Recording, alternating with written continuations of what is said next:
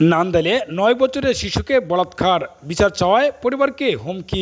ময়মনসিংহের নান্দাইলে ৯ বছরের এক মাদ্রাসা পড়ুয়া শিশুকে ভয়ভীতি দেখিয়ে জোরপূর্বক বলাৎকারের এক ন্যাক্কারজনক ঘটনা ঘটেছে। উপজেলার আছারগাঁও ইউনিয়নের জামতলা বাজার সংলগ্ন হাওলাপাড়া গ্রামে এই ঘটনা ঘটে। অভিযুক্ত ব্যক্তির নাম রেনু মিয়া ৫০। তিনি ওই গ্রামের মৃত সমাদ আলীর পুত্র। এ ঘটনায় ভিকটিমের পরিবার বিচার দাবি করলে উল্টো তাদের বিভিন্নভাবে হুমকি দেওয়া হচ্ছে বলে অভিযোগ পাওয়া যায়। পরে ভিকটিমের পিতা বাদী হয়ে নান্দাইল মডেল থানায় সোমবার রাতে একটি লিখিত অভিযোগ দায়ের করেছেন। স্থানীয় ও ভিকটিম পরিবার সূত্রে জানা যায়, ওই শিশুটি হাওলাপাড়া গ্রামের জনৈকর রাজমিস্ত্রির সহকারী ছেলে ও স্থানীয় হাফিজিয়া মাদ্রাসার ছাত্র। রোববার ২২ মার্চ সকালে ওই শিশুটি বাড়ির পাশে জামতলা বাজারে বোতলের চিপি ও রড কাটার ফেলে দেওয়া চাকতি খুঁজতে যায়। এ সময় বাজারে মুনসুরে ওয়ার্কশপে অবস্থানরত রেনু মিয়া শিশুটিকে ডাক দিয়ে দোকানের ভেতরে নিয়ে যায়। সেখানে ভয়ভীতি দেখিয়ে তাকে জোরপূর্বক বলাৎকার করে। ঘটনা শেষে বিষয়টি কাউকে না বলার জন্য শিশুটিকে প্রাণনাশের হুমকি দেয় অভিযুক্ত রেনু মিয়া। এমনকি সে ইতিপূর্বে আরও একটি মেয়ের সাথে এমন কাজ করেছে বলেও শিশুটিকে ভয় দেখায়।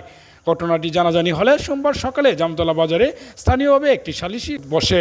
তবে অভিযুক্ত রেনু মিয়া হঠাৎ স্ট্রোক করেছেন বলে খবর ছড়িয়ে পড়লে কোন সিদ্ধান্ত ছাড়াই দরবার ভেঙে যায়।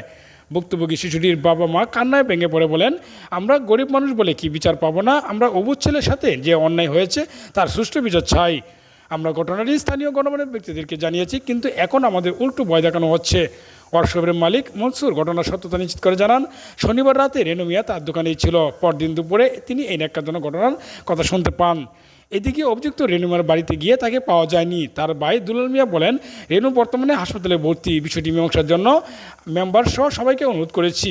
প্রয়োজনে রেনু ক্ষমা চেয়ে নেবে। তবে তার অপর ভাই জালাল মিয়া আক্রমণাত্মক সুরে বলেন, রেনু মিয়ার বিরুদ্ধে মিথ্যা অপবাদ দেওয়া হচ্ছে। যদি রেনুর কিছু হয় তবে যারা অপবাদ দিচ্ছে তাদের বিরুদ্ধে আমরা মামলা করব। এছাড়া অভিযুক্ত রেনু মিয়ার সাথে সর্বশেষ যোগাযোগ করা হলে তিনি বলেন, ওই দিন ছেলেটিকে জিজ্ঞাসা করেছি, এখানে কি করছিস, এখান থেকে চলে যা।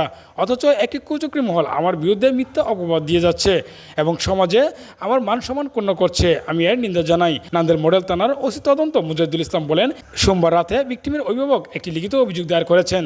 তদন্ত সাপেক্ষে আইনগত ব্যবস্থা গ্রহণ করা হবে। আমার জামতলা গেছি দিন ৮টার সময়, সোয়ালি ৮টার সময় গেলে কিতা তো লইছি বাদে বেড়াটাকে নিচে দেহা নাম কি? নাম নেনু। বাদে বলতেছে বাদে আমি আমার শাশুড়ি শূন্য অবাক উয়ে গেছি। জানাইছি অনেক মানুষ সবাই জানে, আমার শাশু হয়ে আছে, শাশু হয়ে যায় এবারে জানাইছি, আমার মামা হয়ে জানাইছি, সবাই জানাইছি।